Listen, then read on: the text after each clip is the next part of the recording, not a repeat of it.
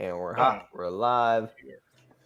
And then we'll kick the Instagram on once it kicks over. Word.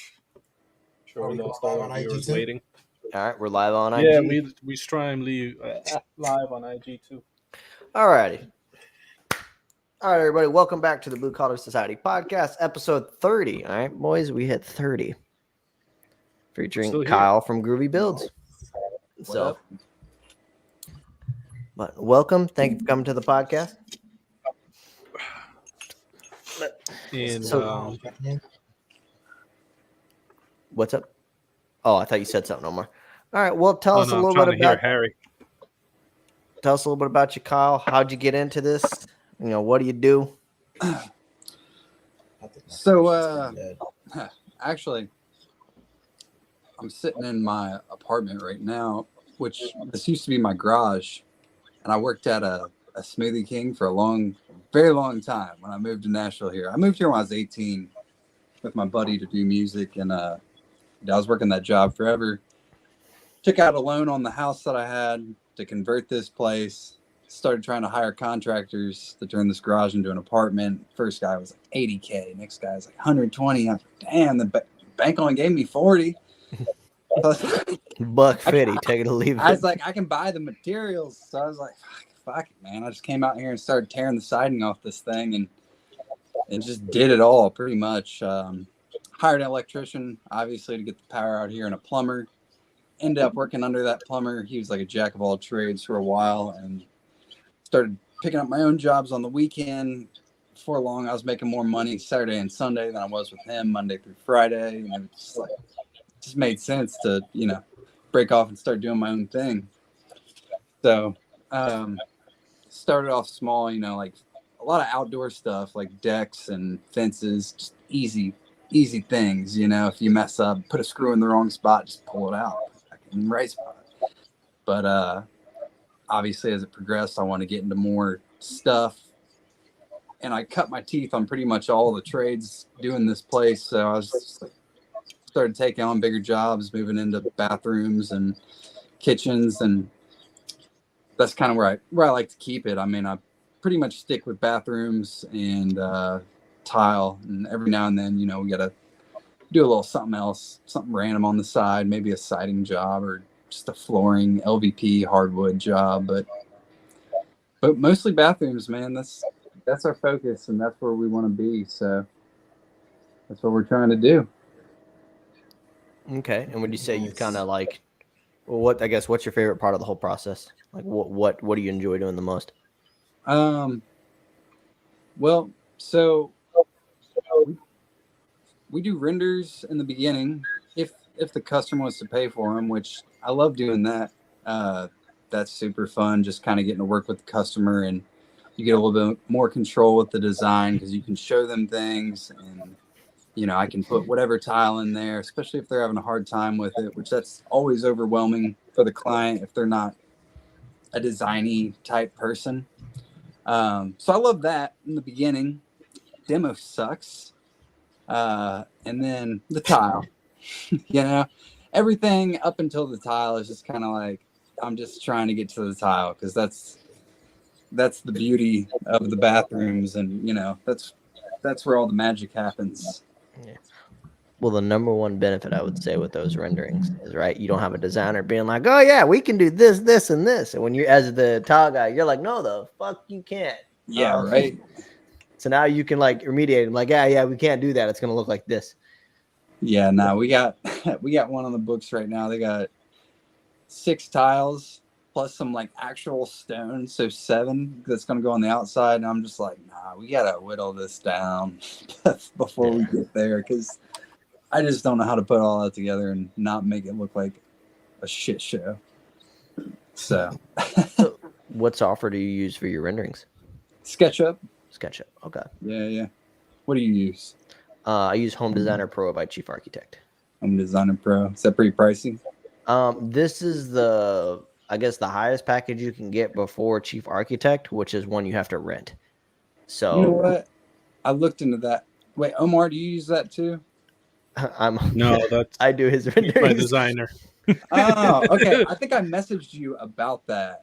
probably like a month. If you ask Harry, I do his too. So yeah, more than likely you have. And I'm like, he does most of them. I wanted to do SketchUp, but it's like it's such a giant learning curve, and most of my stuff is iOS, so it's like I kind of gave up. It is at first, but like once you get into it, I mean, once you get going on it, everything just starts making sense, and it's sweet. I mean, like this last render I did, we're doing heated floors. I got the Schluter thermostat in there, you know, and it's like it's the EMTR or whatever, the programmable digital screen, like it's in there. So it's cool, man. SketchUp is awesome. It's a super useful tool, and like if you have I do everything on an iPad, so my renders can only get so slick looking. But if you have like a full size desktop, you can download extensions and really make shit look real, you know. Yeah, I actually ended up upgrading my computer for that to do the hyperrealism to start processing it, and it helps that I'm a gamer too. So I already had half the setup. So yeah. Oh, the beard of Schluter is in the stream. JP Styles. Oh, JP Styles. Yeah, Styles, right on. So, okay, so yo guys, sorry if I'm not my eyes aren't fixed up here. I'm texting a customer right now, so just trying to figure out what the fuck to say. It's okay, we're not important. It's fine. Like I've already deleted like 2 messages, and I'm like, no, I don't like that. So I'm just usually our other guests entertain him, Kyle. So if you think it's personal, it probably is. No. Damn, man. Sorry. No.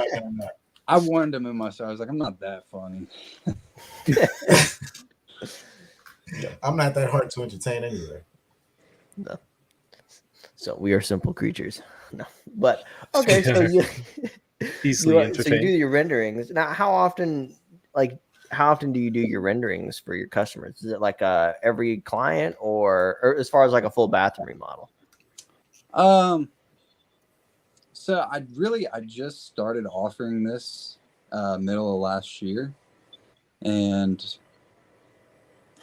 pretty much every bathroom full bathroom remodel I've booked since then, which has been just 3 full bathrooms. They've all wanted one, so it's been a good little add-on thing to do. You know, I don't charge a whole bunch for them yet, but definitely plan to up the price as time goes on. So yeah, I mean, I've only sold 3 renders so far. I did the first one back in October. Okay. Yeah. What I started to do, at least on my end, is because in my area they're so strict on the permitting and seeing the plans, I pretty much have to build the floor plan, which in the software that I use, you're practically done with the rendering, right? You just have to add in some textures for the tile. So I've pretty much made it like a part of the process where it's like, hey, we got to pay the design fee because we have to send it to the city to do the permit. So it's like we can pay for it up front and you can see what it looks like beforehand, or you pay for it when we go under, contract, because I have to create the plans for the city. So that's how I've kind of approached that. Yeah. Also, too, with my software, it'll spit out, the square footages and everything that I need. So I usually end up throwing it in there anyway, just for estimating purposes. Nice. But yeah, I don't know if SketchUp will do that, but actually, I think SketchUp does do that. What, square footage? Mm-hmm. Oh yeah, dude, it has everything. I mean, you can click on a line and it'll tell you up here like this line is 3 feet 9 inches and 7/16 or whatever you got it set to tell you. Mm-hmm. Okay. Yeah. Which one do you have? Which SketchUp? Did you purchase it? Yeah. It's SketchUp anymore. You have to rent it. I thought you had to rent it. It's a subscription. Yeah. I mean, like everything pretty much now. It's like $120, $130 a year. It's not bad. Yeah. I mean, I first render. Did you get a coupon? Huh? Did you get a coupon? I just checked it like recently, and it was like $329, I think. No, that's the pro model. The pro model is $349. The studio version is $749. The one he's talking about is the Go. $119. You want to know the trick for SketchUp? SketchUp will give any public school or any school a free pass to use it. So if you got a kid, tell them to tell their school they're interested in it and just use their account. No. Because we did SketchUp in my school for architecture. So CJ.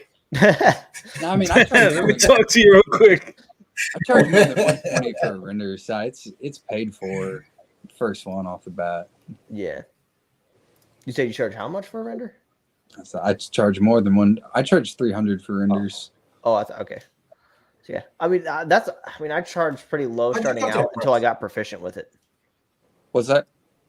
How'd you come up with that price? 300. I don't know. Yeah. Sound like boy.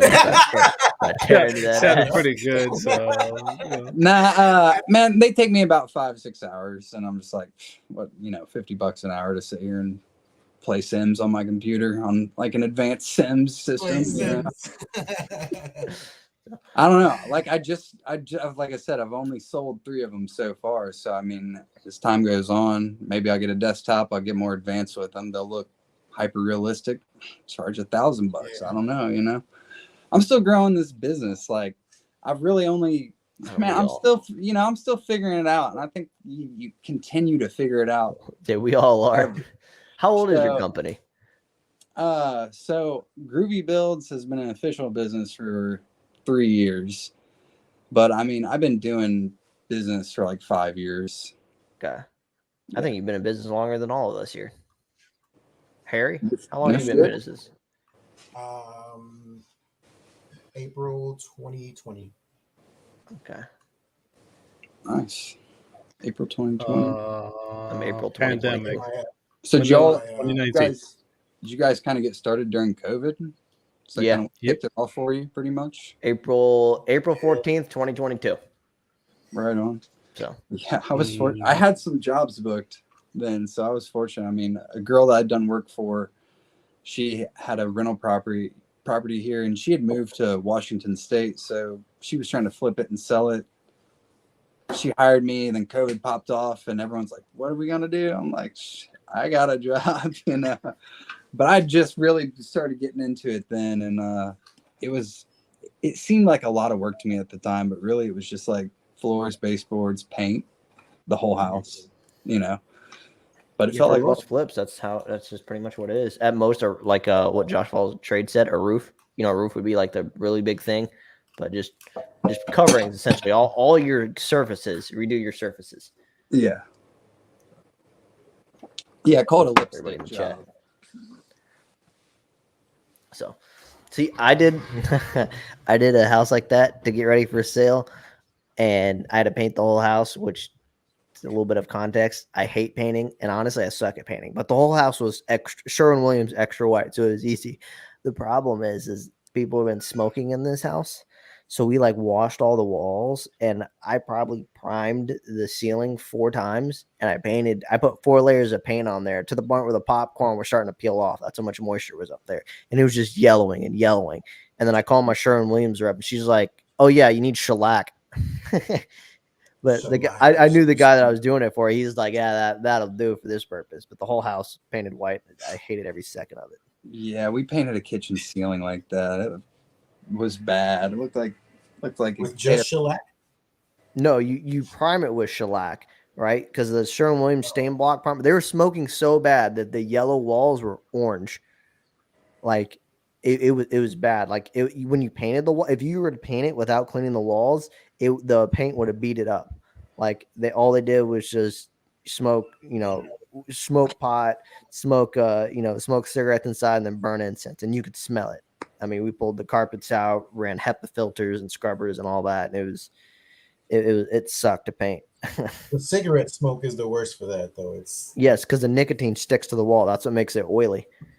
Yeah. Mm-hmm. So you're supposed to clean it, prime it with shellac, and then paint over it. Because if you use like the Sherwin-Williams stain block primer is awesome, but it doesn't do shit for nicotine residue. Nicotine. I mean, it doesn't. I would say it's not even really all that great just over bare drywall. Man, I use Kills 3 for priming stuff. Mm-hmm. It's like Kills as well. I have in the past too. I like using it for ceilings. Kills 3 though, it's like thick. It'll Yeah. almost like if the drywall, fucking if yogurt. someone does a drywall job and they don't do that final skim, there might be all those little tiny holes in it. That Kills 3 will just fill it in, dude. That's because you're mopping yogurt on the wall. Yeah, I mean, pretty much. It's straight cream, but it's awesome. I mean, it covers shit like that. Yeah, I love that stuff too. And I use that for cabinets. Very, all the cabinet stuff. You prime it with Kills, you get a really good base coat. So yeah, I can't like spray it though. I like that Sherwin-Williams. Is it an emerald enamel? Yes, for trim, or for cabinets. Yeah. Oh, there you go. For it's great too. It's great for trim too. Yeah. Yeah, I do the duration on the walls, Promar 200 on the ceiling, and then the emerald or classic on the trim. Nice. So. Yeah, I was doing all bare paint. I'm kind of switching it up now. I'm getting more into Sherwin-Williams. Well, if do you have a pro account? Sherwin-Williams is shit. We're Sherwin-Williams. I was about to say that. If you have you gotta get a pro account with them, and then if you start ordering in bulk, you can negotiate pricing with them. I have a pro and a personal, and sometimes the personal account gets a better deal than the pro account. You got a personal account too? No, I stick with the pro accounts because I can see the pricing from the standard retail over the pro account. And, like a can of the super paint's like $50-$60. But if you get it on the pro account, it's like $23. Yeah. So. Yeah, we got pretty good reps in the store. I mean, they won't let you walk out of there with like anything higher than the best price. They'll waste your time like going through the computer. Like, come on. I'm like, you know what? It's all right. I'll pay the $10 extra. Don't worry about it. Mine's like that. They're like, hold on, we're gonna punch in someone else's account and use theirs. Yeah, like, what? That's what they do. That's what they do here. There'll be someone in the back like, just use mine. I get the best deals. Yeah, dude. I had to get on to my guy about that. Yeah, use his. Let me get the hell out of here. I had to get on to my guys about that because I go to my account like, what the fuck are all these materials that I didn't buy any of these. He's like, oh yeah, we probably used your account. I'm like, don't use my account. I use that for my receipts. Hey, Dick Frost is in the chat. So, who's Dick Frost? That is the guy that's going to be on our podcast. We're going to do a collaboration with him. Dick Frost. Who's Dick Frost? That's a bad situation right there. So, Omar, when you're shoveling snow and you start sweating and that wind kicks up, yeah, no, that's Dick Frost. So Roderick Frost. No, that's take advantage of the new StreamYard Instagram update. Yes, sir. Yes, we are. So we're on both now. All right, and you said you're in good old Music City. Yes, sir. Yeah, you're not that far from me. I'm in North Carolina. I mean, you're far. It's a drive, but we're right next to each other. We're touching tips there a little bit. Why did I think you were also in Florida? Florida? I don't know, dude. You got me mixed up with somebody. I was all over the place with you, man. Nashville. You're in that shower a little too long. You can't think straight. No. Mm-hmm. I'll be honest, bro. Once I got that phone call from my tax lady, man, today, my head wasn't fucking okay until I got that sorted out, bro. Well, it's tax season for everybody, so we're all sweating. Gotta see what Uncle Sam's gonna charge me this year. Make not a damn thing. That's how you gotta play it. Like you didn't make a damn thing. Yeah, I didn't spend enough this year. I'm pissed off about that. This is why I need a tax preparer. I'm doing tax planning this year, so my account will be like, all right, you need to spend this much because, like I said, I bought the truck and I bought a trailer, and I'm still paying almost as much as I paid for those two things. Fucking Uncle Sam. Man, I try to pay for as much personal things that could also be a business thing as I can out of my business account. So, like, all my phones are business. Why'd you say the T word? All my like my home internet, I pay for it on my business account. Mm-hmm. Everything, pretty much everything except like the grocery store. Like gas. I use 36% of my house, so 36% of my expenses. Yeah, yeah. I mean, this whole place, I use this as an office. So, I try to not like really write myself very many checks. Just keep it all in the business, and like if I need to make a payment that's not business related, that's usually when I pay myself. But other than that, it's like just keep in mind that your auditor might use this footage. No. I mean, it's, you know, it's fine. I mean, it's nothing wrong with it. It's just You can't do nothing about it. Yeah. There's nothing Catch wrong me with if you doing it like can. that. I mean, at the end of the year, you cash yourself out with whatever is left over. I mean, either way, if you're an LLC, you're paying the taxes the same way, whether you paid it to yourself or not. It's all your money, Yeah. you know? Yeah.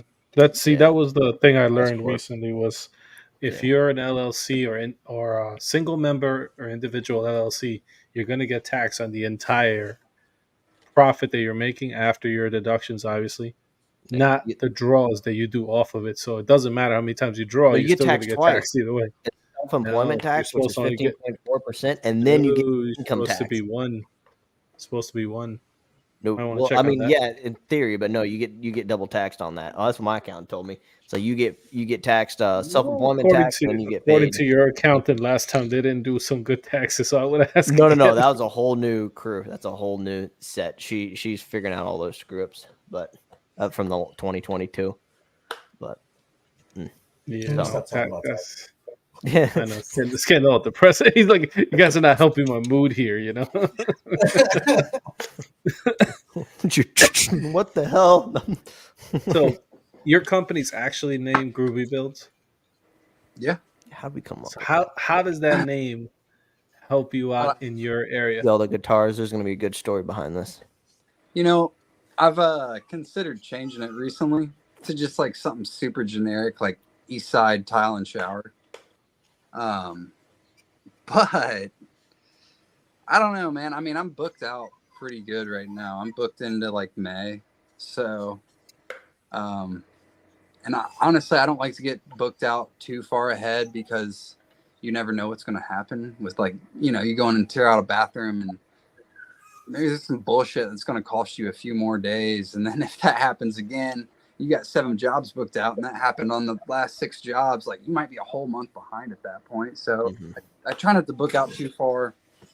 And then the name, here's how I came up with the name. Groovybuilds. I was gonna start a van company, like camper vans, you know, the whole shag rug kind of vibe. Groovy, baby, like groovy vans. So this is what I thought. This is more of what I thought was gonna happen.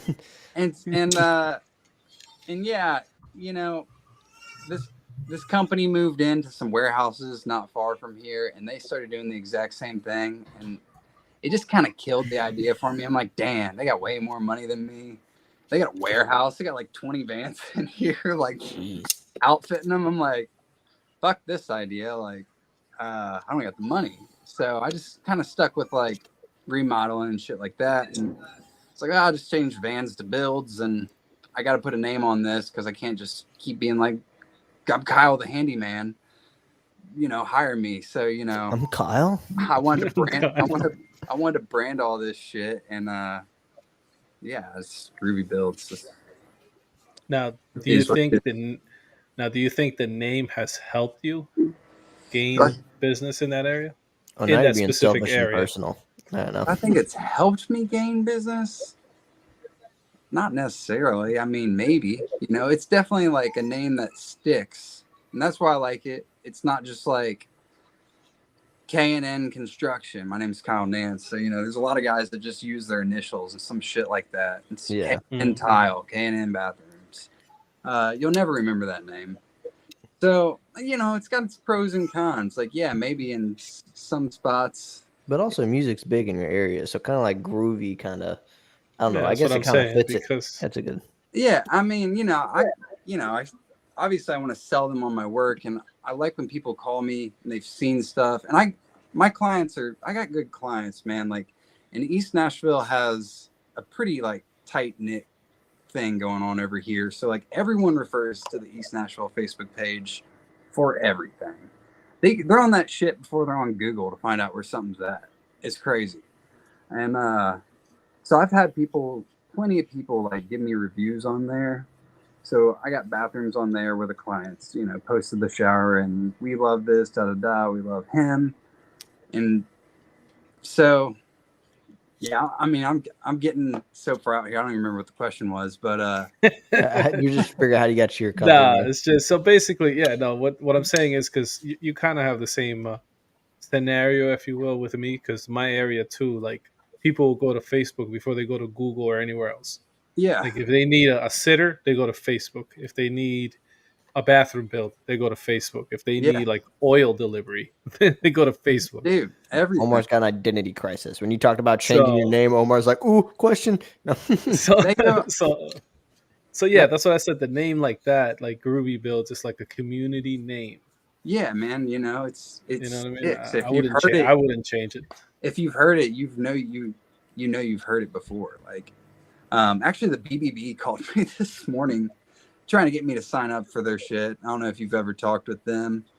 You know, with the Better Business Bureau, you've heard of them. I've seen. Oh yeah, they're like man, they're the biggest scam. They're like, we can rate you for like $50. Like it's $600 way in. It's $600 a year, and I mean, I just kind of bullshitted with this guy on the phone on the way to the job today. Like, man, I'm not gonna sign up. I'm like, I was telling him the same thing. Like, I'm in a spot where people are just going to go to Facebook. They're not going to go to BBB. I don't even know if anyone uses that shit anymore, but only when they got to file a claim. I'm going to call the BBB.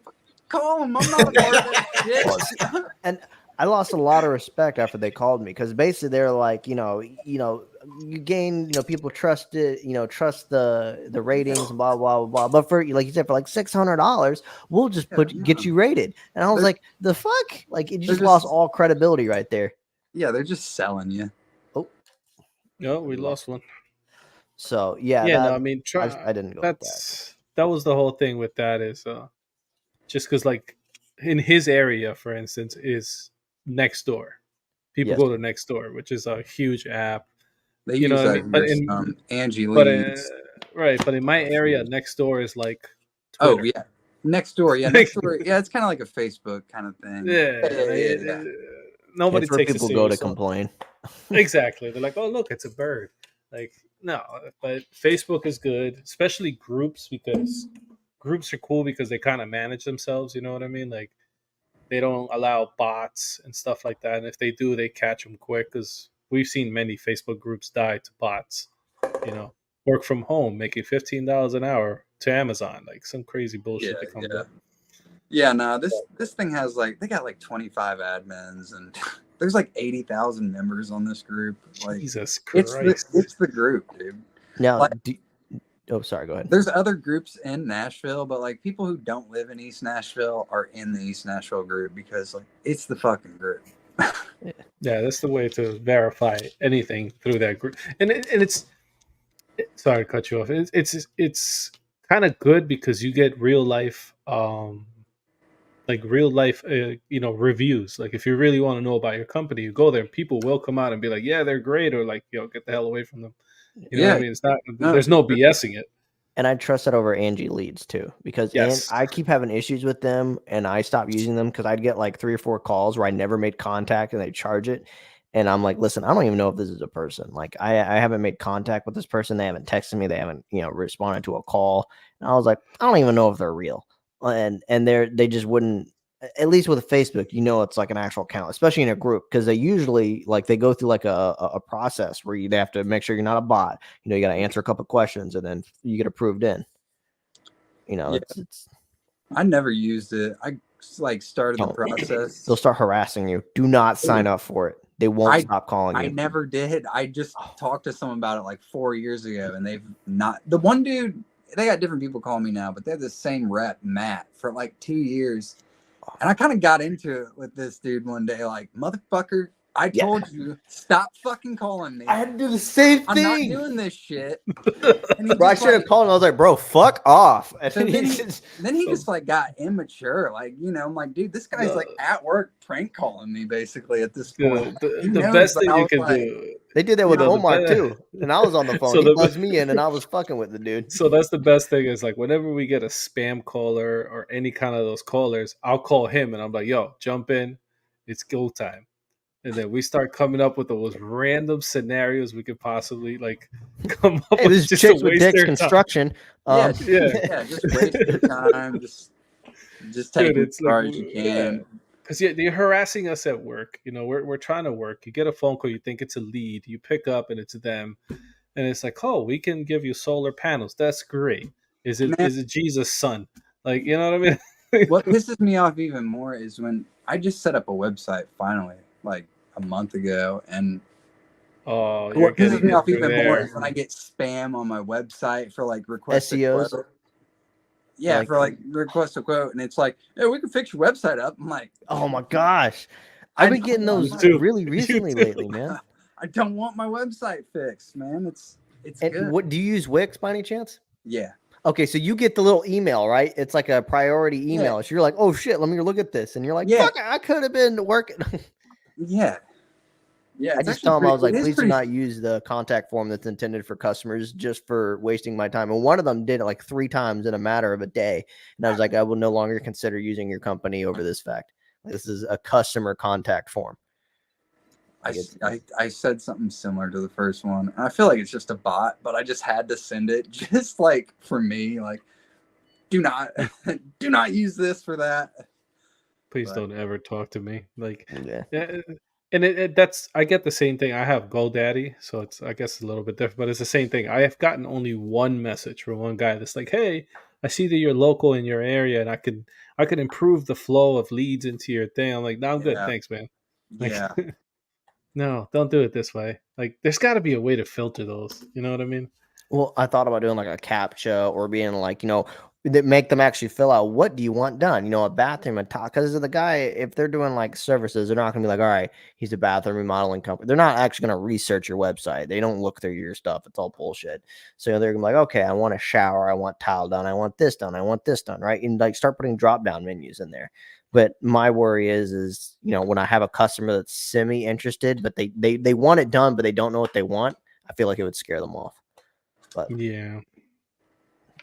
I wouldn't go too far with that. I mean, it's not so bad. I mean, for me at least, the website hasn't been bad, but the phone calls is always like the one we had from they wanted to give you additional coverage for Medicaid. Remember that one?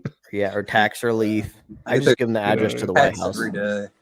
We're giving him the address to the White House. He's like, "What's your name, John Wilkins?" Yeah, and they go the address to the White 1600 Pennsylvania Avenue. Every once in a while, just interrupt them. Like, what color's your butthole? And then they they usually hang up after that. They're like, hold on, let me get a mirror. I wish they would respond with that. That would probably start a good relationship with them. One of them was selling life insurance. You a picture of it. One of them was selling life insurance, and I was sitting there with my grandfather on speakerphone. I was like, so if I activate this policy now and I blow my brains out tomorrow, like I'm covered? And I was like, what is that? Like, what is my coverage? And he's like, $1. I'm like, $1? I'm like, can we do $1 in like a box of soap? Like, my family's gonna have to scrub my brains off the wall. Can you at least work with me? And he's like, all right, $1.50 in a box of soap. I looked over at my grandfather. I was like, that'll work. He's like, that'll work. Jesus. Yeah, no, dude. It's now with your business. What is the most leads you've gotten? Like, I know you do tile and bathroom, but what's the consistent lead that you're getting the most? Bathroom remodels. I mean, that's what I advertise as. Mm-hmm. And I mean, like I said, I'll do other work. I'd really try not to. Windows, stay away from them as much as I can. I'll add one in a bathroom if I have to. Yeah, I don't like doing roofing. I did do a little roofing this past year and windows on that same fucking job. But you learn real fast how much you hate it. Well, yeah. No, I mean, I've done it before. It's just, but it's not fun. I told you about that house. I flipped that house in March, so I'd just got back to town and just, had to get some shit lined up. So that was the first thing on the bill. And it was a good job. I mean, it was like a $20,000 job. So, let me get on it.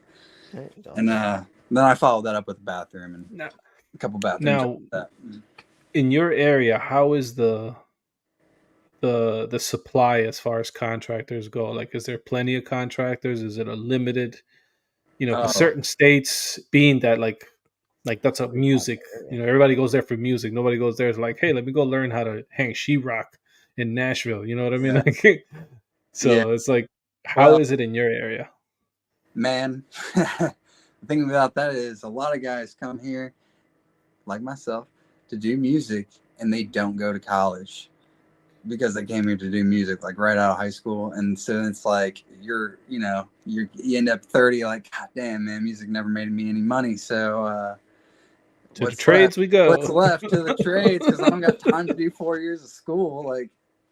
And I mean, honestly, I don't know if that makes you as much money anyways to do all that shit. So yeah, but like that's what I was gonna say. College right now, the fact that like the big companies have come out and said we don't need college for you to work here has like it's a big blow to colleges because like Google, Tesla, can you fix a problem? Great, come and work for us. We'll pay you handsomely.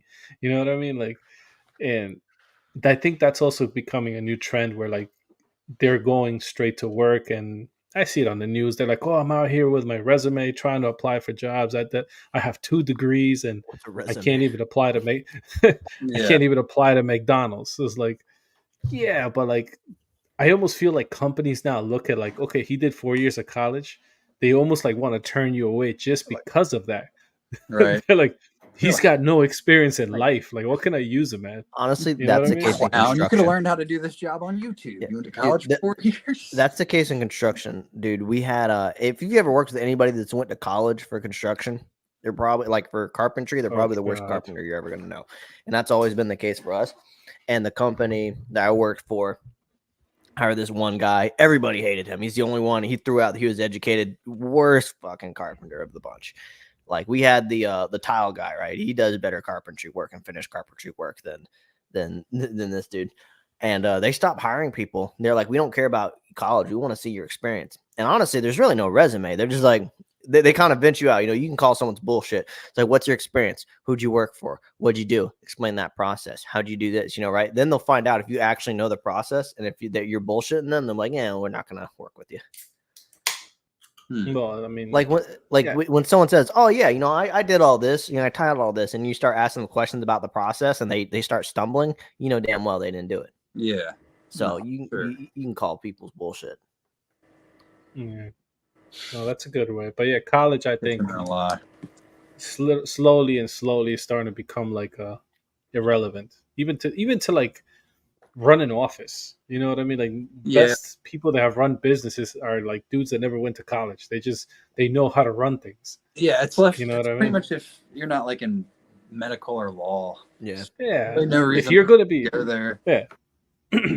Doctor, nurse, lawyer, like I understand those professions, yes, but like business management 4 years to learn how to run a business versus like, yo, let's just grab a business and let's run it. Well, just fail a couple. There's mixed stuff on that because honestly, I feel like everybody here does the same thing, right?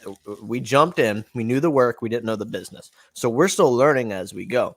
If we had a class, they would warn us about some of these mistakes. We probably wouldn't have made these mistakes. Now, you're still going to have the growing pains because at the end of the day, you still have like theory and reality, right? Like in theory, this should work. Then Uncle Sam goes, here, hold on, I got, and then, there's reality. So I think the business administration is like a double-edged sword, really. Yeah, but I mean, it depends. If you're taking like courses to know to actually how to run the business, like the interior, like tax, documentation, that stuff, yes, that is key and something that I've even looked into. But like I'm talking like just like regular knowing how to handle people, knowing how to like sales, like sales, like stuff like that is like no, that's more like if you either have it or you don't. You could either sell something to somebody or you don't. That's just plain and simple, And then we're learning now the difference between you're either going to be the installer or you're going to be the business owner. At one point or another, we're going to have to choose. We can't install forever. We can beat our bodies to death, basically, because we're not going to be able to be on our knees laying down tile till we're 65 without having to have like major surgery. So at some point we have to make that decision where it's like, dude, the technology stuff. I know. Did you see that robot? Saw the robot skin on the wall. Dry pack? No, not the one doing that. The floor one. E-Tile posted that one. He was doing a mud floor, and the robot was like perfectly making this thing in one pass. And it's like, yeah, that's cool, but like, I want to know how much you're paying that tech to run that machine.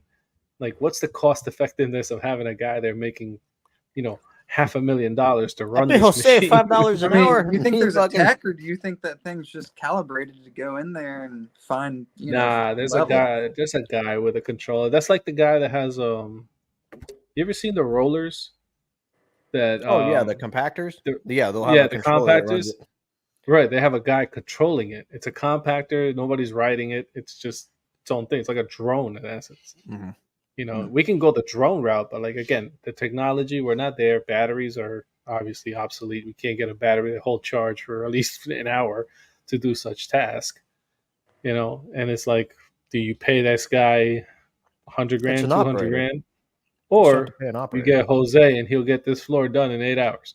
You know what I mean? And he's good to go. So will I was we thinking more will Kyle, we get but Jose. replaced? I was thinking more. Eventually. Not for a while. Yeah, not for a while. Trades is one of those things that Not before like cashiers and fast. Oh, those No, I don't are talk about- gone, dude. Dude, ChatGPT is like putting major offices out of business right now. Like, what do I need a secretary to write me these things when I can do it on my phone? Just ask ChatGPT. You know what I mean? All Like, right. that's Here's a question, Kyle. Do you use ChatGPT for business? Nah, I don't You even don't? know. No, what is that? It's an AI. What? Oh, dude, it's an AI. If you ever get a customer that sends you a text message and you're like, how the fuck do I respond to that? Right? You get those all the time, right? No? Oh, Okay, you got good clients. Great. not too much. Every once in a while, we'll get that text message. You're Yeah. like, I don't know how to respond to this. And you punch in a ChatGPT and you explain your situation, and it's like it gives you like a perfect response. You're like, that's great.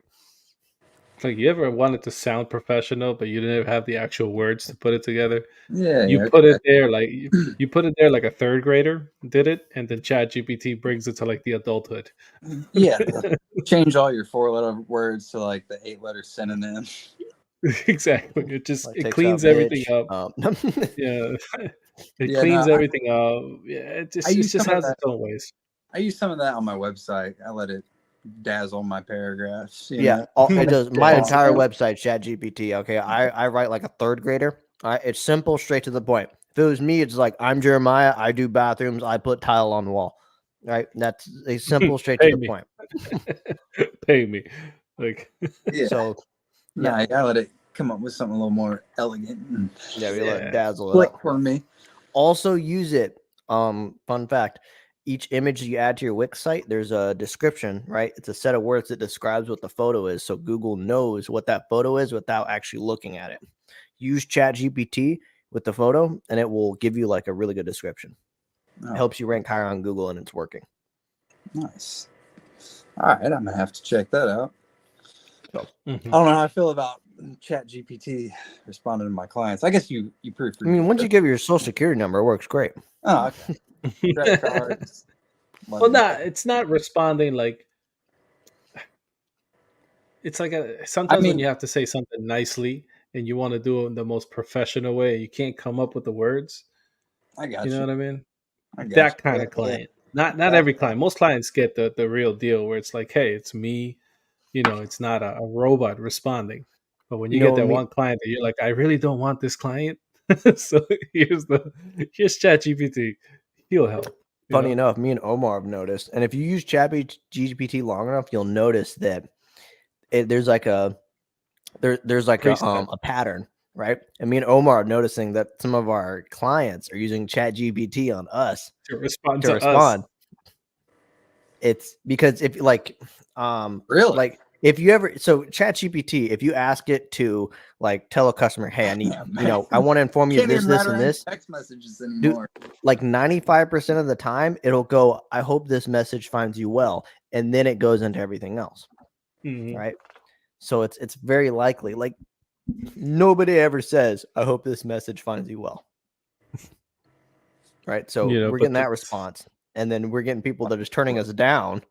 Me and Omar had this situation where I think I had 2 customers that turned me down. They used almost the exact same prompt with the exact same punctuation, with the exact same everything.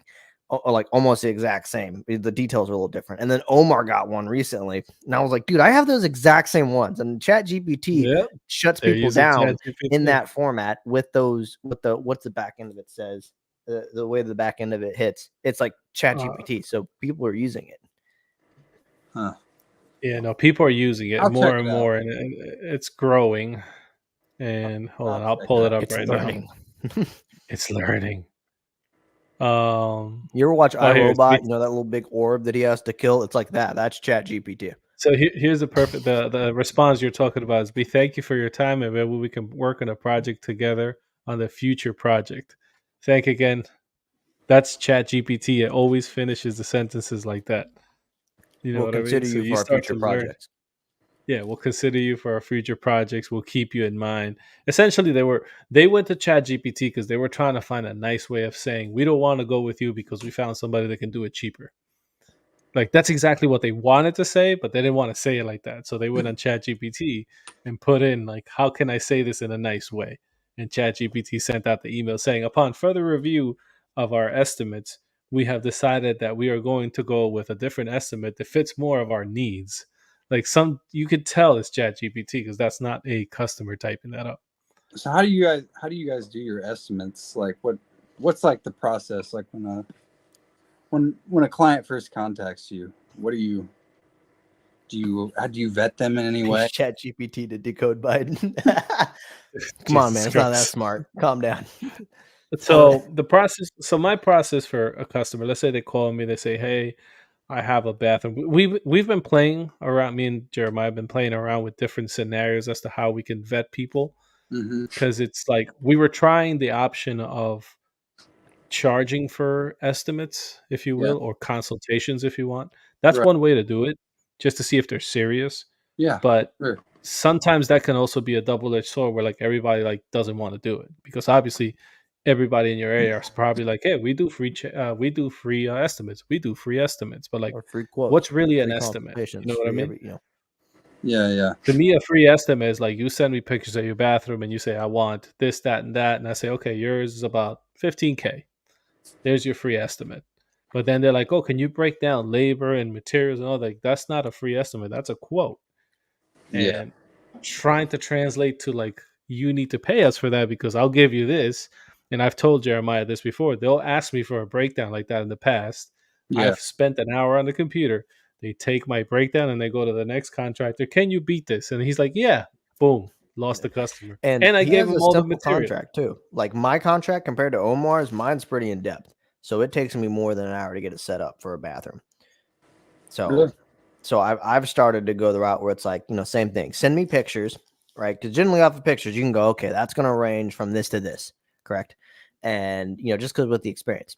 And then at that point, we go, okay, I can go forward. I can take the measurements. We'll do a little bit of a talk, and I can actually get you a quote. Now, what I start to do is, I sell the designs. I'm like, we're going to need the designs anyway for the permit. You're able to tell what your bathroom looks like beforehand, and you're only spending, X amount. That way, you're paying X amount rather than the full amount for the whole bathroom. So if you decide to part ways, it's only for that. So now if I go over there and I do the walk, like I have a customer now where they did the estimate, I was like, oh yeah, it's going to be this. That's simple, right? And then I go in there, they want extravagant everything. And I went there with the intent to get the measurements to sell them on the designs. So now I have to tell them, okay, after our initial talk, your estimate has increased this much because it's not standard material like we originally talked about. And then I do the design, and then I do essentially I got to get paid before I do the quote. So if I'm doing an in-home consultation, I'm like, I got to charge you to take measurements. Yeah. That's just simply how it is.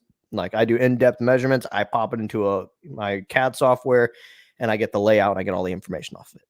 I've got to charge for that because, I could show you a picture of my contract a little bit later on, but Omar will attest to you. Mine is very in-depth, and I supply generally everything. Like they just write me a check and they tell me what tile they want. That's the only thing they do. Now, what about you? What is your process like? So I've come up with a questionnaire that I send them when a client hits me up. I just have one for bathrooms. I don't have ones for other like tile jobs, stuff like that. This is just for full bathroom remodels, and it's got everything from like, it starts off with my like basic pricing. Like if you want to gut remodel the standard like 5x9, 5x8 bathroom, it's going to be X amount. Just without even looking at it, that's what it's going to be. Yep. Which is that's the very first thing on the questionnaire, and it's a pretty good like fill it out, indicator. Fill it out, fill the questionnaire out if you're cool with that, and if not, you know, we're done here. So usually if I get it back, which is a good amount of time, that's like, all right, cool. And then on there, I have the option for renders as well. So if they've marked on there that they do want me to come out and take measurements and do a render, that's a pretty good like sign right there. Like, well, they're willing to pay for this. So, you know, all right, I'll come check it out. Yeah. It's a motivated client. Yeah. And then anything that's booked out like more than a month, like I got this job I'm on now. You want me to come start something for you in March? I'm going to need 10% deposit when we sign this contract. So that could be tomorrow, next week, but I need that money because this is a small company and I need to know that you want to do this job, and like 2 days before starting it, you're not going to be like, actually, I can't. You know? Yeah, for sure. And put a penalty on it too. So, yeah, man, the questionnaire, that's been huge for me. Like, you know, I look at job after job, get off from work, and you could look at 3-4 bathrooms and not hear back from any of those people, you know? So when I send them this, if they take the time to fill it out and send it back, it's pretty much like, that's a good, serious person. You know, we'll go check them out. Now, do you try to, and I've done this lately because it's a pretty funny one, you know, get budget wise, right? Because you know, I this is why I've started a charge for my consultations, because I'd go out there, right? Homeowners never want to talk about the budget or the number, right? You go out there and let's, you know, for example, you got like a $25,000 bathroom. They want this, that, everything, you know, this $2,000 vanity, this extravagant tile, all that stuff. And you go in there and like, what's your budget? And they're like, oh yeah, like, you know, or you do all that and they're like, oh, we were only planning to spend like $5,000. So I had like one guy had like, just in the material that I had to provide him, he had like $5,000. No, it was like $3,000 in material, right? And then he wanted me to do this full bathroom. And I was like, oh, what's your budget? He's like, oh, $3,000 to $5,000. I'm like, when do I get paid? I'm like, your permit's $500, your material is about $3,000. Like the plumber, which I have to have, he's about $12,000. And I'm like, all right, when do I get paid? Like, so we got the painter and we got the electrician. Like, so like, do you try to get at least their budget so you can kind of vent the essentially the people that don't have the money? I mean, no. You know, that's kind of what the questionnaire is for. That's why I put that out there right up front. And it's got a lot of other details about what's going to increase costs. Like, is it on the ground level, or is it the second floor, or is it in the basement? Like, how many stairs am I going up and down? Is your house, general questions like, what kind of water lines do you have? You know, if you know, are your walls plaster? Hey, if we're tearing off tile in the bathroom that's over plaster or concrete and lath, and you got plaster walls on the other side, pretty good chance I'm going to crack that plaster, maybe, you know, trying to tear this tile off because the lath is nailed to the studs and you got to get all that shit off there. And people are responding to that? So, because I was very concerned about implementing that. Oh, and then, absolutely. And then scaring off customers that just don't know, right? It's information overload for them. Man, the more transparent that I become, I feel like it's just the more that they're like, all right, cool. Like, and I know you're doing the scale thing, which I had like anywhere from like 4 to 6 guys working for me at any given time in the year 2 years ago. And that was cool. But a lot of my clients that I'm getting now, they like that there isn't like a bunch of different guys. And I mean, maybe you sell it like, these are all my guys. They work under me every day, you know? Are you there? Like when the plumber's there doing his thing, are you just there hanging out, or is it just kind of like he's there and you're off running the business? I worked with my plumber for over 5 years, and he was the plumber for my W-2.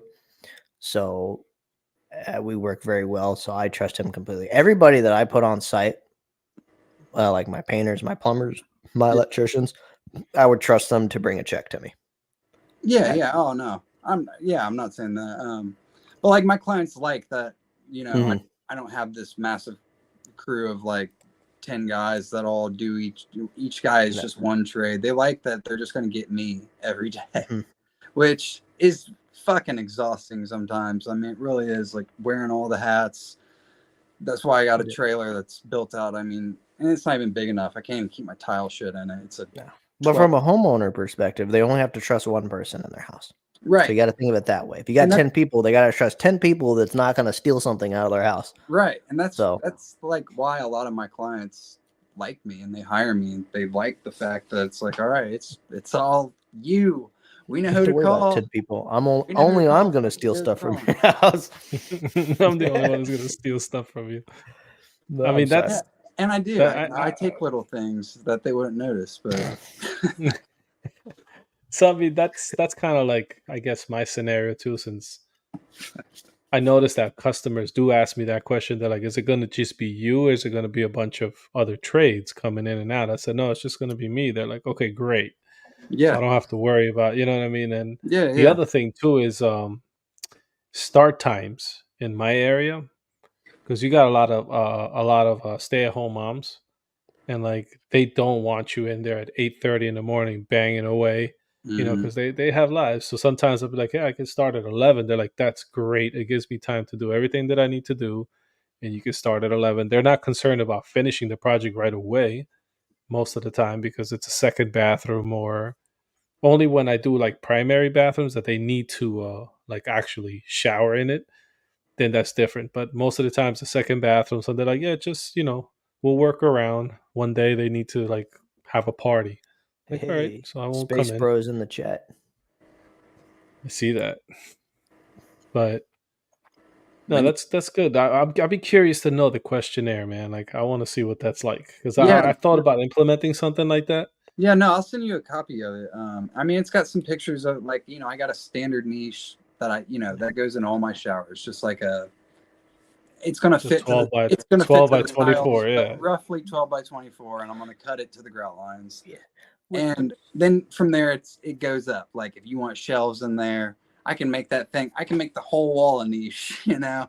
But it's just like it just goes up. It goes. I could make a $20,000 wall if you want. Yeah, I mean, you want to disappear the edge with the water? I got you. And it's good, man, and it really helps, like, me when I go to do the quote. You know, I still want to go see the place, the job in person, like every time. Like, I'm not comfortable doing a quote without seeing the actual job site. So yeah, for sure. But you can look at a job site and go, okay, yeah, that's probably going to cost from this much to this much, right? Like, you can estimate how much it would run. Yeah.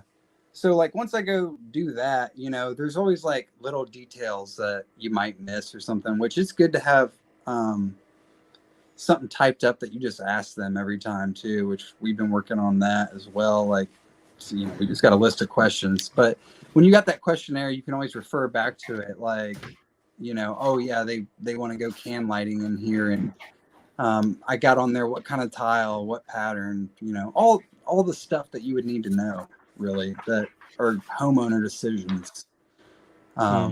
So it's been great, man, and they like it, you know, because they don't ever really know what they need to be looking at and shopping for. You know, it's like, you got to remind them, like, yeah, light fixtures. You didn't think about light fixtures. You want this old, you know, like thing in here. You know, how many times have you gone to a job to quote and they're like, yeah, I just want this bathroom upgraded. You're like, okay, cool. What do you want? You know, I don't know. Like, no, what do you think? I'm like, what do you think? I was like, white subway, white everything. We're good. Nobody hates white, so we're good. They're like, no, we want some contrast. I'm like, okay, well, talk to me. What do you want? Colors? Man, I mean, I hate white subway. On my questionnaire, I hate white subway too. Do not pick white subway. It says, I mean, if you want it, pick it, but maybe you don't pick that. No, so I don't want to put it in. This is a form, and I don't know about you, but I'm very forgetful, and I'll read it out to you because the exposure is pretty high. So when they call me, right, it's name, address, number, email, and how they found me. So I usually write next door there. And then I have an option that says call and walk. I'll circle call.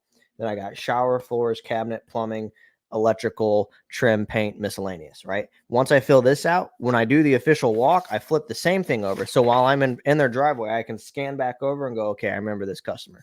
Flip it over, act like I never recorded that information, rewrite everything down.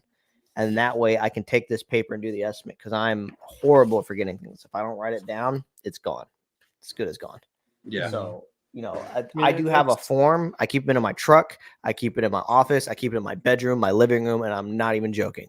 Like, I have these papers everywhere. That, or I'll put a screen recorder on and I'll record the call. Yeah, iPad, dude. I do. I have not iPad. I have a Surface Pro, but I'm starting to implement the Surface Pro, especially for my measurements and everything, onto Surface Pro. Oh, we just lost Instagram. Whoopsie. Do you use Freeform on the iPad? Freeform. No, what is that? So it's an iPad. It's an upgrade that came with it. And what you can do is you go to a job site, right? You have the stylus with your iPad too. Yeah, I assume. So when you go to the job site, you could take pictures and then put them on like a plane, kind of like SketchUp, and then move the image to the side, and you can write notes next to each picture. That's cool. And Heavy told me about it. I've used it once, not thinking, on my Mac, and I was like, eh. And then I saw him doing an estimate where he would take pictures of the bathroom and then put one picture here, one picture there, write all the notes on the side. And then when he went home, you can actually put those into your estimates as like images and what you need and what's going to happen. You can draw on the images. It's not like a regular 8.5 and 11. In theory, you can make this huge. I just use the basic notes app, and we take pictures and type notes in there. But that's sweet. I like it. It's a sweet draw. That's cool. You can draw on it. Right. So I saw his video because he did like a whole Jobber thing, and I noticed, and I was like, dude, is that a Jobber thing? He's like, no, it's free. It's called Freeform. Comes in all the iPads now, and you literally like I said, like SketchUp, you can put 20 pictures in that landscape, and then categorize them and write next to them, and you could just zoom in, zoom out, scroll this way, scroll that way, and a landscape versus having to go through pages. You know what I mean? So that's a huge thing. So I thought about getting myself like an iPad Pro or whatever with the stylus and start doing my estimates that way. Because I look at my cell phone. Really, you're obsessed with that iOS. 10,000 photos. The same thing. Yeah, but then I got to transfer between these two. They don't like to talk to each other.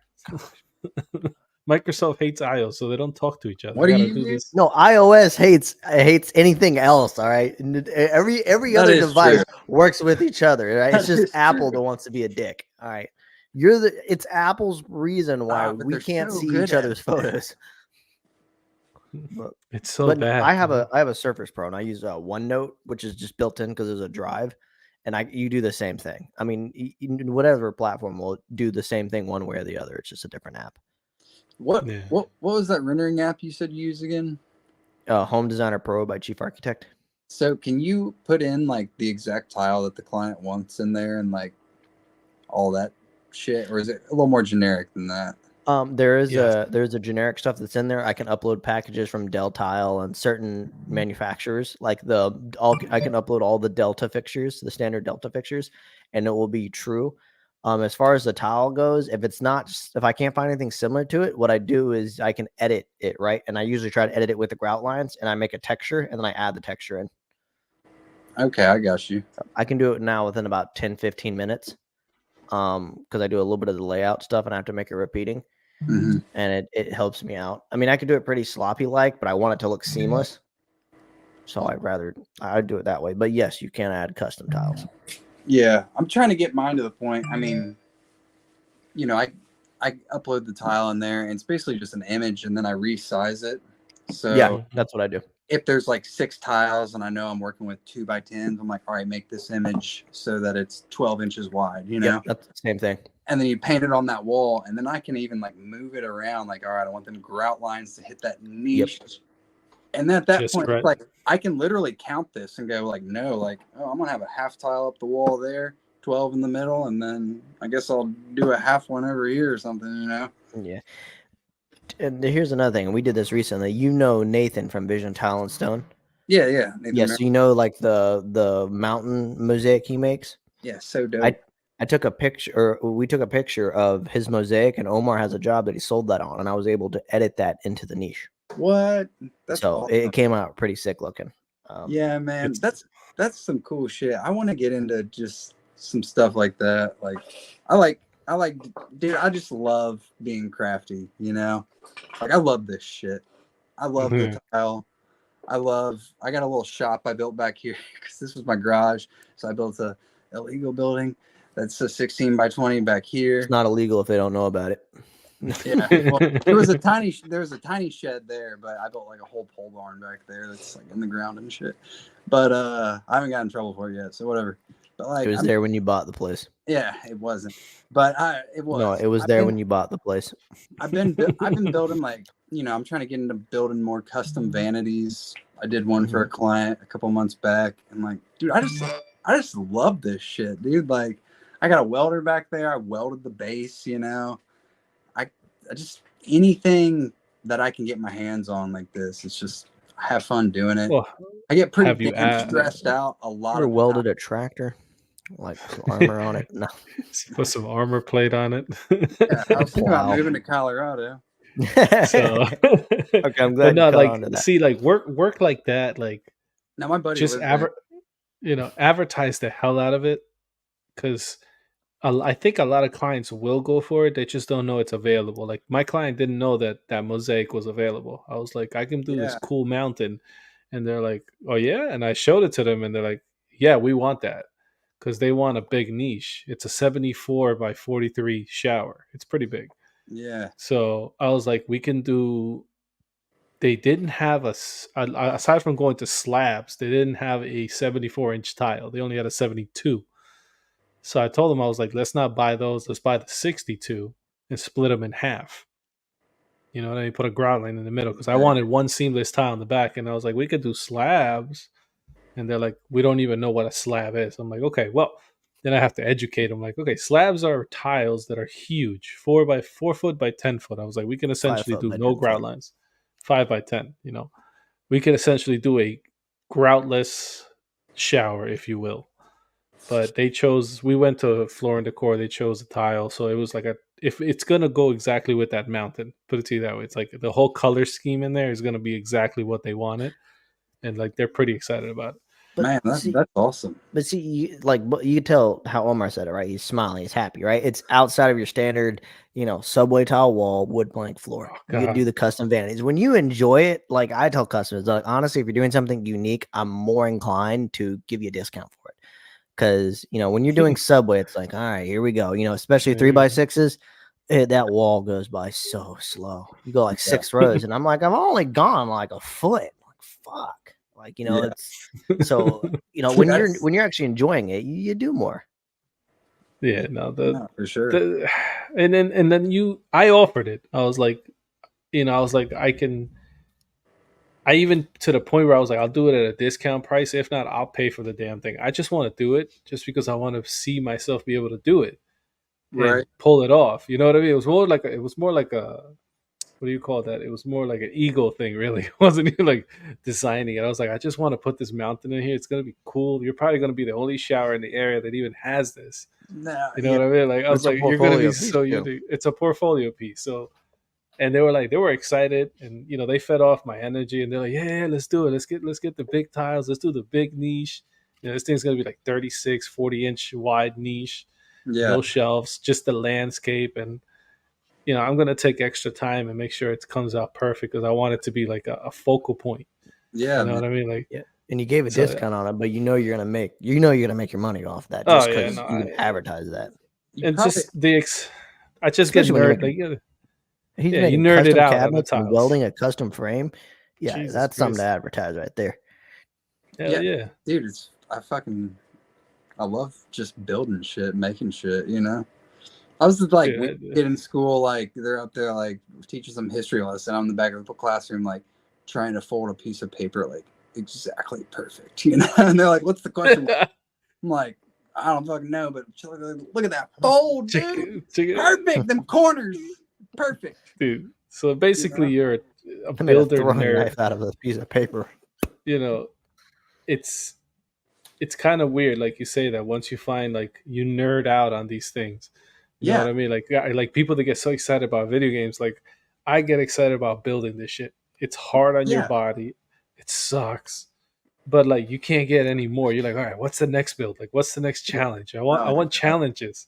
Now, do you catch yourself with customers, right? When you're nerding out and you realize you've started to nerd out so much that they're losing interest, you're like, fuck, I'm sorry. Yeah, and I'm like, I'm sorry, but I digress. Start saying like TCNA and like load, and you're like, yeah, and then we'll just use the multi-max. It's a like, you're like, you start going nuts. And like names.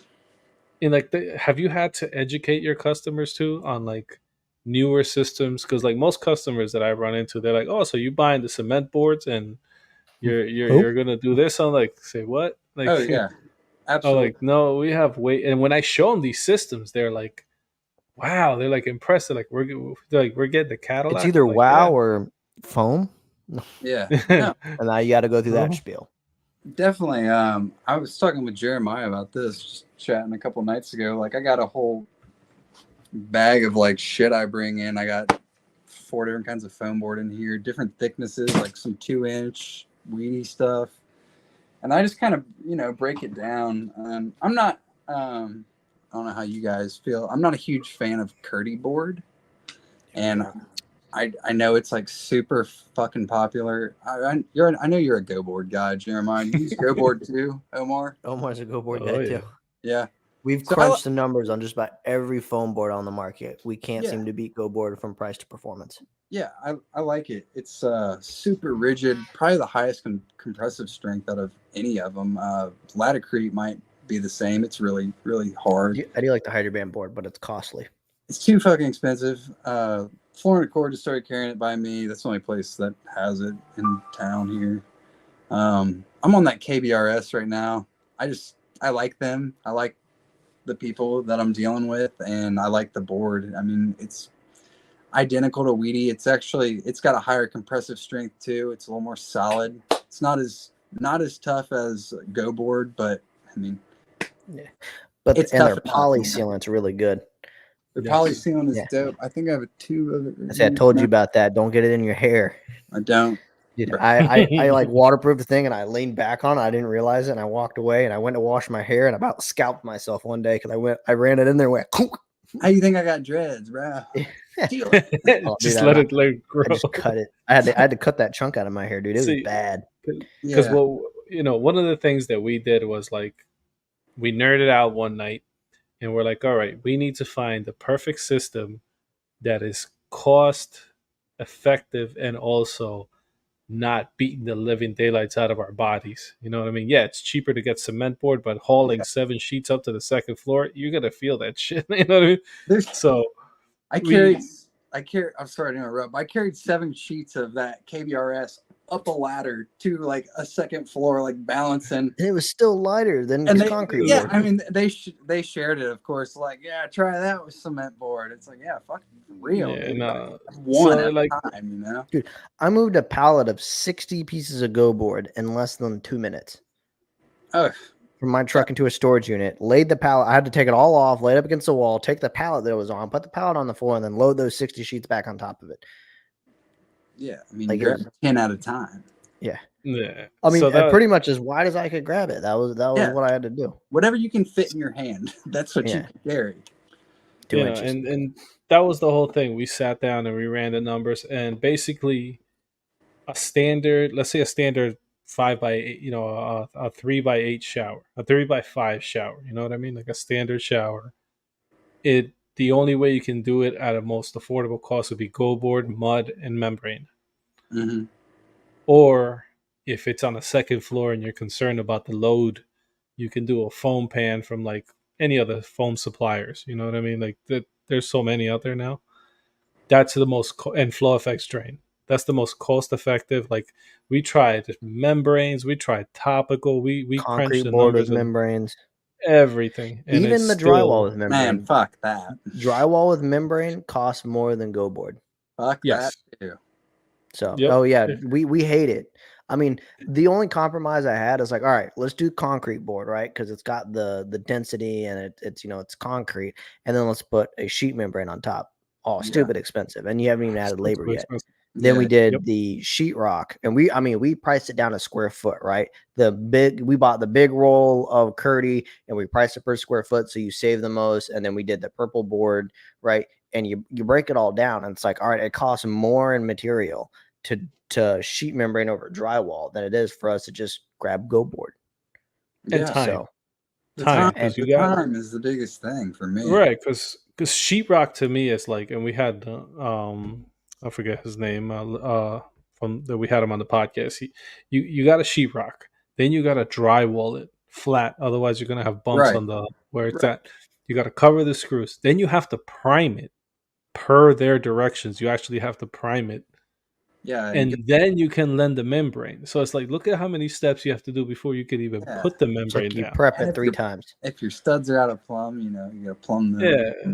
So I mean, go board, built with foam shim kit. I was built with foam, and you're good to go. You can do a 1 shower in like a day, waterproof it, get it all plumb. As long as you have the new gauge and the laser, you just I got 3 gauges. And they're good for self-leveling too.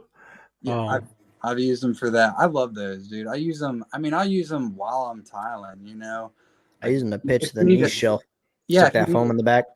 Yeah, and then just lots of mud. Just kind of embed that in there and press down to it. Get it. You push as hard as you can. You got a positive stop. You can't.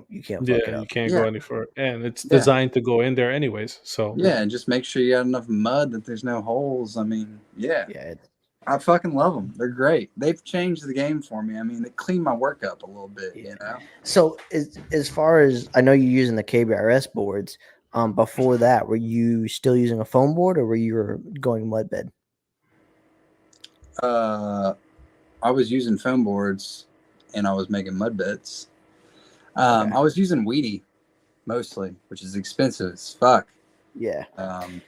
And then I use that Sentinel every now and then. Oh, okay. That floor and decor special. And floor and decors here always look like they ran over it though, like with the forklift. So kind of watch out. They've cleaned it up a little bit. Ask for a discount. Like the corners lopped off. Man, and they treat me so good at floor and decor. I mean, I know a lot of guys love their local shops, and they kind of like, it's a big box store. But I'm just like, yeah, but the one here, I mean, they act like they're local. Like the manager was texting me the other night, like, yo, we got that Mape UN that you like in. I was like, you work with them long enough. It doesn't matter who, you work with them long enough. I got a connection at Lowe's, and he's all I do for the Go board. I went up with Omar, and the people, okay. I went up there, and there's an issue, right? And I was like, I got to return this. And I get on the phone because the lady's like, yeah, we can't do that. And I get on the phone. I was like, yo, Omar, they're not going to let me return it. I don't know why. And she's like, oh, you're Omar? Oh, come here. I was like, bro, what? Omar's like, do I got to call up there? I was like, I don't know, man. They said I can't return it. He's like, I return that shit all the time. And I was like, I'm telling you, they won't let me return it. Man, check this out, y'all. So like, I'm like I said, I'm into all this shit. Anything like building, I love it. So like the router, you guys got routers, you fuck with routers, you're doing woodwork. Router's my favorite tool. So, people are just getting so creative. And I was just like, why is no one using a router on tile? Like, why is that not a thing? So I ordered all these bits the other night. Here's my camera. Okay. So bull noses. Yeah, dude. Beveling some tiles, some bull nose here. Yep. And this, if you need to do some scribing, you cut out your plywood template, lay it down, and then you just get your tile on it. And, it's got the flush trim blade there, so you can just ride that piece of plywood and clean it up. I don't know. I'm going to test it out and see what happens. Yeah. But I have one of those. I have a bit, but it connects to my grinder, and it's to make bull nose, and it does a pretty good job. I never thought about using a router. Yeah, man. Router, I was looking for shit like that for the grinder. Then I was like, why don't I just look for it for the router? The router's the best. Overthinking.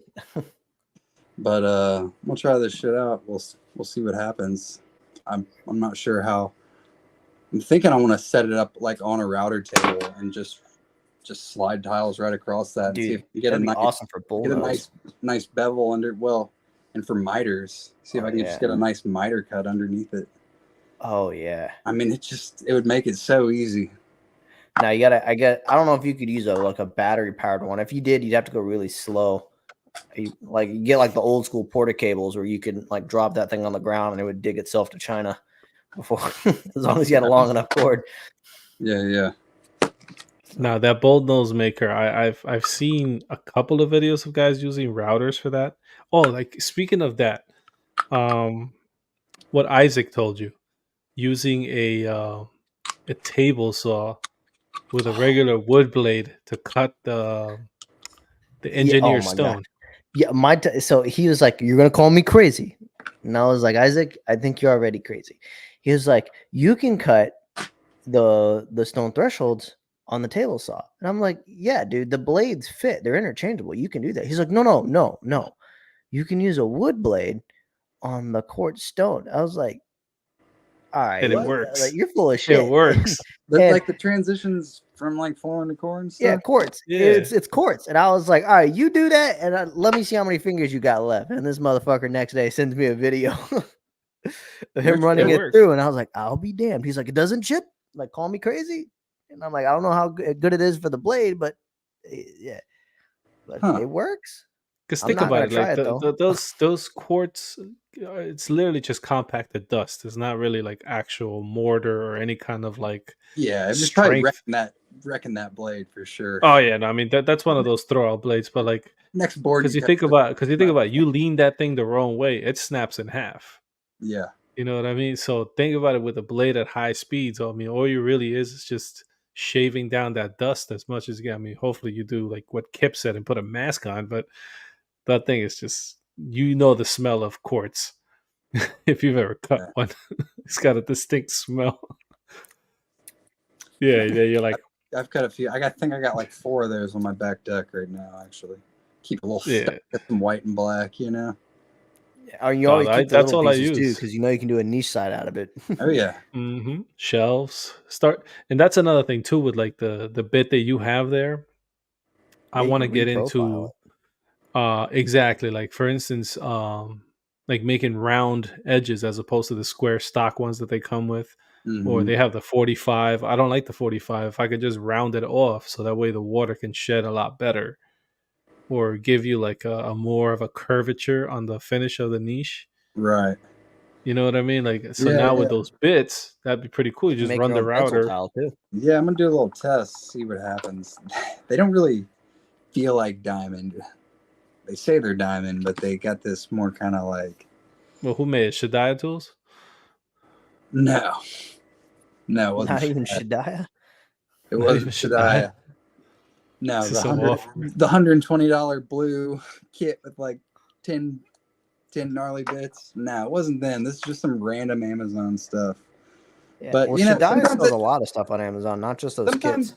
Sometimes that shit hits though, dude. I got 4 polishing pads, like a 60, 100, 200, 400 for like $11.99 off Amazon. $11.99, dude. Yep. I'm like, well, I love all these boutique guys out here. Like, I love Cali Dad and their shit. It's awesome. But like, the reality is, man, it's like all this shit's coming from China. They're just getting their names printed on it and selling it. Like, they got those cool vacuum brazed like blades for cutting and milling and shaping. And it's like the gold one, I'm talking about, with like the triangles on it. Yeah. You can find you get those from Alibaba. It's like $5 a unit, and you just gotta order like 100 of them for you to get the whole thing. Did you go to Coverings last year? No, I'm going this year. Okay, so in Coverings, you're gonna find those people. There's usually like a specific Chinese it's all the off-brand. Like, it's funny because you walk in there and it's like you'll see like KBRS, you'll see Weedy, you'll see Hydroblock, you'll see all these people. Yeah. Then you go to the back and you see where they're getting it from. Just no brands. Like all the boards, everything you're basically seeing in the front, but in the back with no brands. Yeah, you can literally go see everything. So it's like, so I'm paying premium for their label. Yeah, where I can go to the back and literally get the same exact product, just unlabeled.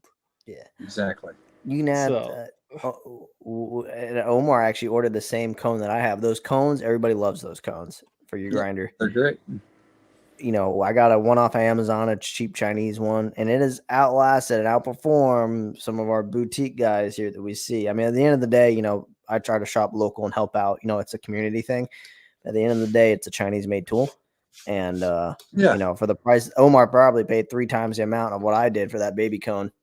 And which I'm no longer using, but because it dulled out on me. And that's why I said Shadiah tool, because I ordered that when you're talking about the blue, the silver case, whatever. Yeah, so yeah. And I got to say, it works. The kit? Yeah. I mean, I've used it. I mean, I actually got to release a reel with it, and it cut the tile pretty clean. Like it did its job. You know what I mean? And you're getting for, I think it was $120, but you're getting like from 1 inch all the way to 4, which most kits don't sell 4-inch. Not even 1 inch. cutters. It's usually like a 1/4 inch too. Because I use the 1/4 inch stuff for my anchors and my glass. Which is it's a possibility, because I was gonna do a giveaway and I thought about throwing that in the giveaway, a Shadiah toolkit, because I liked it. It worked. I actually did a penny tile on the wall, and then she's like, "Oh, I don't want the light on the top. I want sconce." I'm like, Jesus Christ! Now I gotta cut in boxes. You know what I mean? Like, it's just, and it was already tiled, and the blades cleaned perfectly. Didn't damage none of the tiles. It was a perfect cut. So I was impressed. I know it can be a hit and miss with those companies, as far as like the stuff that you get, you know what I mean? Mm-hmm. But so far with that company, I've noticed that they're pretty good with their blades as far as like that. And I also got the flush mount blade, you know, the one you're talking about that can shave and also cut at the same time. Yeah. The first one that came was off balance. Jeremiah saw it. As soon as you hit the grinder was going all nuts because it was. And you try to call me stupid too. I'm like, "Is this one's broken?" And he's like, "Did you put it on right?" I'm like, "Yeah, I know how to put a blade on, man." And then he finally looked at it and he's like, "Oh yeah, it is fucked up." So I reached out to them and they were like, "All right, cool, we'll send you a brand new one." And I've been using that blade consistently, and it's worked perfectly. You know what I mean? And for the price point, like I said, it's good to support companies and the boutique shops and everything, but at the same token, it's like you still got to run a business. You know what I mean? And cost is cutting down on cost is key. Yeah, man. Yeah, we'll support. You know what I mean? But those so far, like I said, we've experimented, and we had a connection with a company that wanted to do like supply us with all this stuff. Right. But we never really like got into it. But like I said, when you go to coverings, you'll see it. It's going to be like weird. Like they're tucked away. Nobody really knows they're there. And then when you show up, you're like, wait, why am I seeing, you know, Weedy boards? Why am I seeing like Go boards? And you're seeing everything that you're seeing over there, but you're seeing it in the back. But they do like mass distribution. So if you go there, you got to order like a pallet or 2 of their stuff.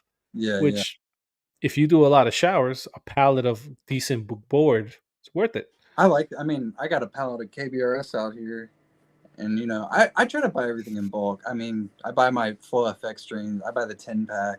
Mm-hmm. I mean, it only gets you 1 free drain, but whatever. That's a free drain. I take it, and I just like having them. You know, I just like having an inventory. It feels dope. You're like, hell yeah. Now have you found a drain that can beat that one? Hell no, dude. Yeah. Definitely not. It's just too easy to get your drain the perfect height. The fact that it's like that's like one of the last things you do is get the drain height. Nah, it's the best. Yeah, I had my tile guy. He refuses now. I've spoiled him so much. I did a couple jobs where it was Flow Effects, foam board. He very rarely used foam board, and then we used Trilite, which is a lightweight thin set. Oh my gosh, he worked with one other contractor, and he was like, "I only use foam board. I only use a coupling membrane. You're gonna use my drain." And he was like, "I want the Trilite." I was only using Trilite for a while there. I like it. It's it's decent price and it's good shit all around. You got that 257 titanium too at the Floor and Decor. Oh yeah, no, I got it's like $24. Yeah, hell yeah! I bought all like a $60 bag of thin set. I thought about riding out to the other store about 30 minutes away and buying all they had too. Oh, dude, I'm about to buy out the stock in my Floor and Decor too, because now I got a whole storage unit. Got 200 square feet. Potentially, it's going to turn into 6. What's your take on VersaBond? Oh man, dude, I used to build Home Depot showers. Yeah, I used to. Have you used it lately though? Have you used it recently? I used to build Durock Redguard VersaBond custom. Custom grout. I was selling custom bathrooms, not the custom that you're thinking, but it was custom. Man, I haven't used VersaBond in like 2 or 3 years. Go buy a bag. Go buy a bag. Did they fix it? They changed it. It's not sandy like it was. It's very creamy and tacky. God, it was so gritty. It was like fucking. Hey, you sand down your plywood subfloors. No need to get the belt sander out for those joints. You just take that Versabond and rub it back and forth. Yeah, it was like wearing out trowels with that shit, man. Yeah. Nah, the last time Jeremiah was here, we mixed the bag and we're like, man, you put too much water in it. You messed it up. Again, call me retarded. No, we're both standing next to this bucket, scratching our heads like, why is this so different? We did the dance, add some Thinset, add some water, add the Thinset. Like, this is not Versa. This is not Versabond. Really? And it turned out that they changed their formula now. It's more, I guess now with chemicals, they're going more the chemical route rather than the cementous, I guess, more route. Modified. If you want to say. Right. It even says on the bag, new formula. Dude, I'll tell you what, though. Do you guys do partial bags or do you always mix whole bags? I never mix a full bag. You always partial? Yeah. Do you find like inconsistencies when you do that though? Not really, because I've gotten very good to mixing. I mean, I usually mix. I mean, it's dry mix it somehow first. Oh no, I put the water in first, and I've used these Thinsets for so long that I pick up the sponge and I measure by sponges. I'm like 1, 2, whip her up. Right? Yeah, squeeze the water. Good. So yeah, no, we've gotten to the point where it's like especially for me, like I use Versabond because it is a good Thinset. Like a lot of people hate it because it's cement, like very sandy. But it used to just dry out. It like slake over so fast on the wall too. Right. So the earlier models, like 3-4 years ago, yes, that was one of the number one complaints. They're like, why is this thing kicking over so fast? And like now when we did that bathroom, we did it together and we weren't even done with we were done with the shower and the thing hasn't even kicked over. We didn't have tacky enough to set our uncoupling membrane down with. What's it running a bag? Is it still like 15, $20? In his area, it's $20. In our area, though, in my area, Kyle, it's about $14-15 a bag. Yeah, okay, that's what it used to be around here. Yeah, so I mean, up to 18 every now and then. So when I get a bathroom there, they're like, we're very limited on a budget, and they just want to get a bathroom. You know, what I mean that will be my go-to. It's either that or Silver from Latacrete, whichever one I can get to first, because they're pretty much price point. They're the same thing.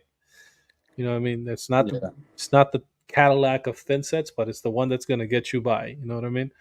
Yeah. And that's why I do half bags, because we're also limited on time. And since you're a solo installer, like you got to go make cuts. Sometimes you got to do this, and you mix a whole bag and you got to do cuts. And you come back, you're like, shit, now I got a half a bucket I got to throw out. Yeah. You know what I mean? So we now, do. If I'm doing a full floor, like a flat floor, and it's open space, I'll mix a full bucket.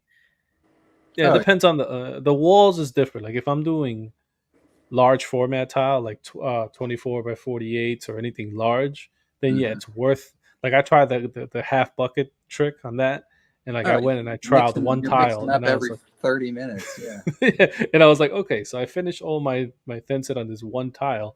Let me go mix more now. So now I know that like anything above 12 by 24, you gotta go full bucket. You just have to. Yeah. You know? So man, I might mix a half a bag, but I won't mix up less than that unless it's all set. All set, I don't give a fuck. I'll mix up any random amount. I'll mix up like this much. You know what? It works. It's just I don't know. But like this. So you like the all set? No. Oh, okay. Not for set and tile. Not for set and tile, but just for like little bullshit. You know, like get my drain in, whatever. Get my membranes down. I don't mind all set. But I've had some issues where I've mixed up like a partial bag of Multimax, and like I don't think maybe I got like dries too quick, like a bunch of retarder or something in the part of the bag that I dumped, and all the accelerator was in the other half of the bag, and the shit's just slipping on the wall. I'm like, this like Multimax doesn't slip, No, I mean it's thick, But yeah, so what I do with my Multimax is I'll take the trowel and I almost do it like a brick mason. The margin, I'll take it and I'll tap it and I'll flip it upside down and I'll sit there and count, right? And it will slowly move, but if it plops right off, it's too runny. Yeah, I mean this is only one time that this has happened. No, but maybe it was a one-off because that doesn't sound like Multimax to run like that. That doesn't sound right. Like Multimax is sticky as hell, man. You slapped anything. So that's why like that might be a one-off. that's what I used for like 24 by 48s and shit. And then this was on some 12 by 24s, and they were sliding. I was like, well, I did only mix half the bag, so like Did you soak them? Did I soak the tile? No, these were porcelain tiles. I mean, they were wet on the saw, but no, I didn't like soak them. Because that actually, I did have an issue. I did have an issue where when I was taking them off the wet saw and like slapping them right away without actually letting them dry, it would do that. It would like leave them loose. Yeah, well, they weren't like that wet. I mean, I still wipe my tiles off. No, I mean, you soak 12 by 24s porcelain? No. Sometimes I hose them off in the yard. No. No, I mean, that's been a debate that we had. Yeah. No, only if it's ceramic, and usually you sponge the back of it. Water, the mud's not going to stick. But I don't know. This was just a weird day. It was a rough day too. It was for my neighbor across the street, so I was like doing it for cheap for him. I'm trying to take a video. It's like my fucking butt cracks hanging out in the video. I got tiles sliding. I was like, fuck, dude. I just want to go home. You hear the audio, fuck, piece of shit. Garbage. My ass is hanging out. Tiles are slipping. It's like, that was a rough day. It's too wet. Now it's setting up, and I've only got 2 tiles on the wall. You know? Well, the cheap part's probably the one that set off the whole commotion. Yeah, no shit. It's like, yeah, no, I don't know. But, I mean, have you guys ever gone to like a TCNA or any of those classes or whatever?